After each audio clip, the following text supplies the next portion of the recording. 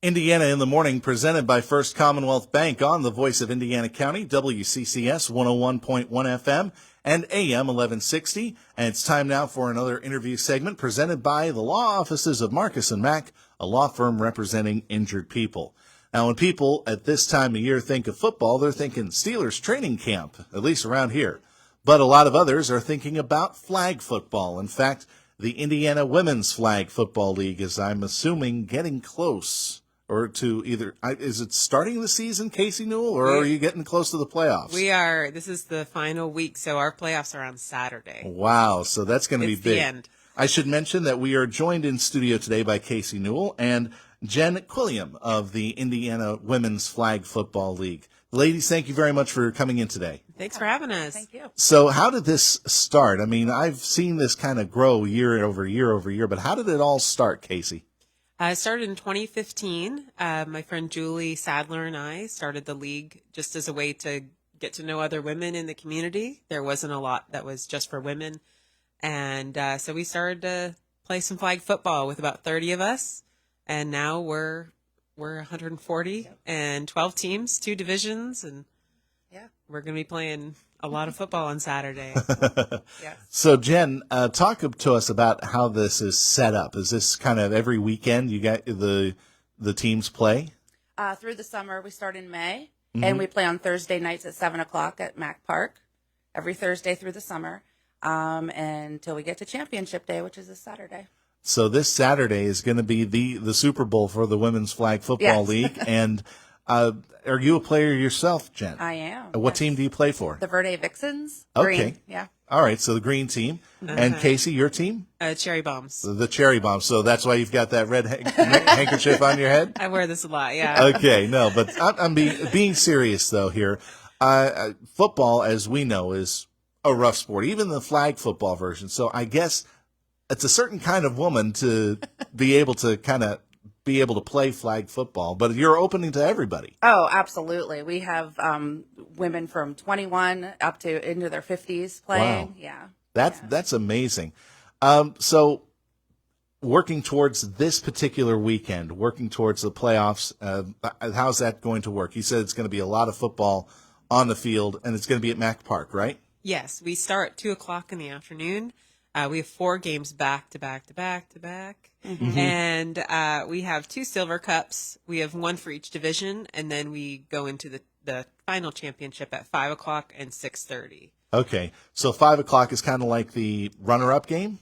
No, it's the recreational division championship. Oh, okay. So it's the the winners from that division. All right. So let's break this down then. The recreational division, I'm assuming that these are people that are not normally athletes, kind of your weekend warrior types. Is that right? Yeah. They're here for the beer and a But little bit of football. That's the division we're in. Oh, okay. So what is your upper division then? It's our competitive division. So those are the teams that it sometimes skews a little younger, but they're out for, I wouldn't say blood, but they're definitely out to compete at a higher level. Mm-hmm. Okay. So did you have any inclination that this would be as popular as it was whenever you first took on this project of forming the league? I don't think I imagined that it would grow this large, but it caught on very quickly. We quickly grew to 6 teams that second year, and we stuck there for a long time. And then, I guess 2019 is when we really expanded. We moved to 10 teams, and now we're at 12. So it's grown quite a bit, and I don't see it shrinking anytime soon. No. Yeah. Even during COVID, you guys, you folks were able to continue to grow because it was an outdoor activity. It was an outdoor activity. We also changed the season a little bit so that there was some break between, just in case you got COVID, you had about 14 days before you played again. Okay. We broke it up a little bit, but no one got sick. We were very healthy that season. Yeah. That's able to do it. That's good. But of course, I would imagine there are probably some busted ankles and some. Oh yeah. And some lots of fingers. Lots of finger jams and with things flag, like that. Yeah, fingers. Yeah. Because you're grabbing for the belt, for the belt line, and we should mention in flag football. I'm sure a lot of our listeners may have played it in gym class. Mm-hmm. or something along those lines. But how tough is it? How competitive can it get, Jen, in these games? Hey, sometimes there's no problem. Other times it can get pretty competitive and heated. But you know what? When we're all off the field, we go back to the bar and we're all friends again. Yeah, it's like the handshakes actually mean something at the end of the game, right? Yes, absolutely. Okay, excellent.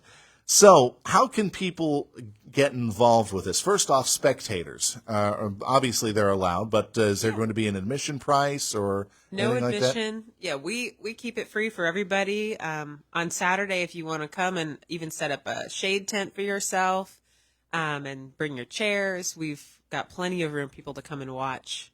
We had a lot of spectators last year. We expect the same. Last year was way more than we expected. It went really well. This year we have Levity will be there serving beer. We'll have music. There's going to be a bounce house for the kids. Hot Dog John will be there, and Danny's Tacos will be there later in the afternoon. I think that's a great lineup right there for our entertainment. Tacos. and flag football, of course, the main event. Yep. And whereabouts in Mac Park is this? Is this on the practice field that they have up there? Or is this somewhere else? No, we play right on what we call the fairground field, so it's in the middle of the track. Okay. Because when we play, we have 6 games. We all play at the same time, so we spread out quite a bit. This will be on 2 different fields. So what we call the beer garden will be in the center, and we'll just switch back and forth between the smaller field and the larger field. All right. So flag football, obviously, it's your standard 100-yard field, I'm assuming, or what am I missing here, Kaycee?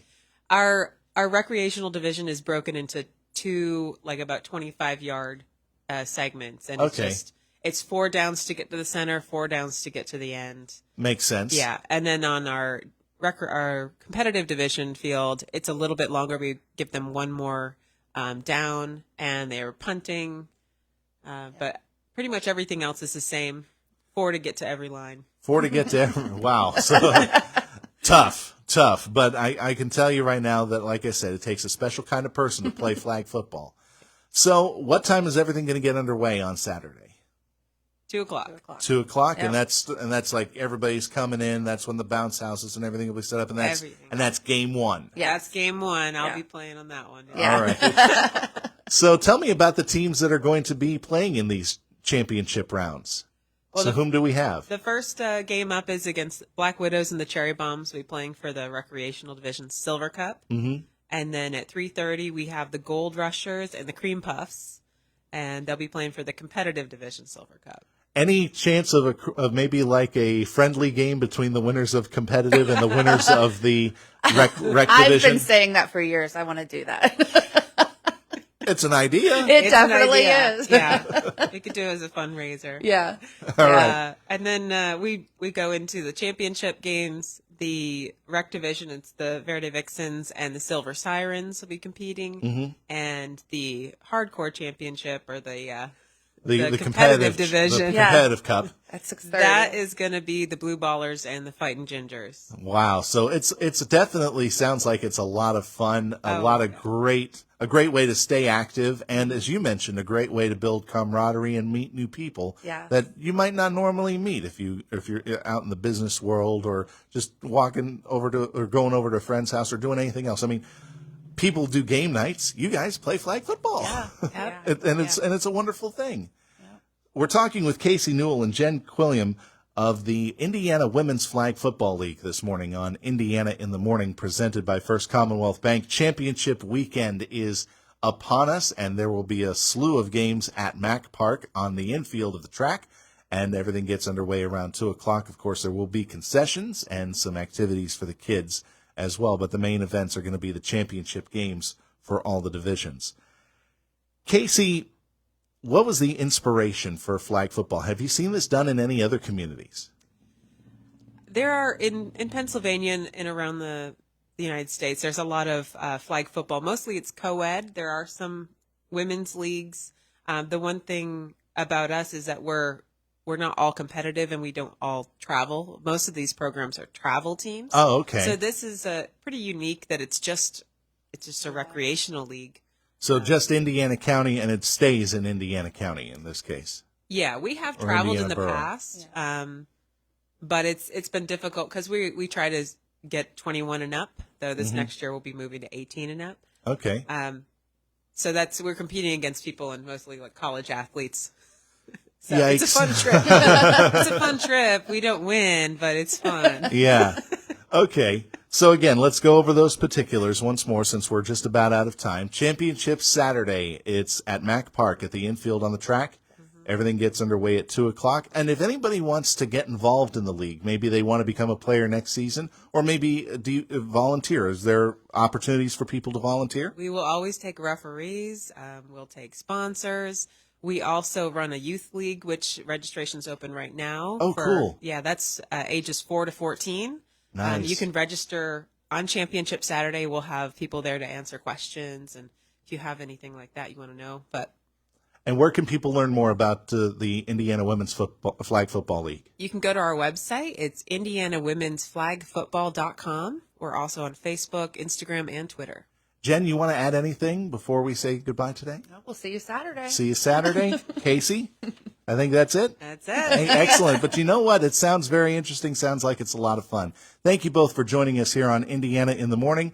All the best to you, and let's hope for no injuries, okay? Yeah, no rain. No rain Yeah, either. no rain. There you go. Well, I don't have the forecast out to Saturday, so I can't make any guarantees. But thanks anyway for coming in. Hope it's all good. Thank you. Thank you. Thank you. Kaycee Newell, Jen Quilliam joining us on Indiana in the Morning, presented by First Commonwealth Bank, or interviews presented by Marcus & Mack, a law firm representing injured people.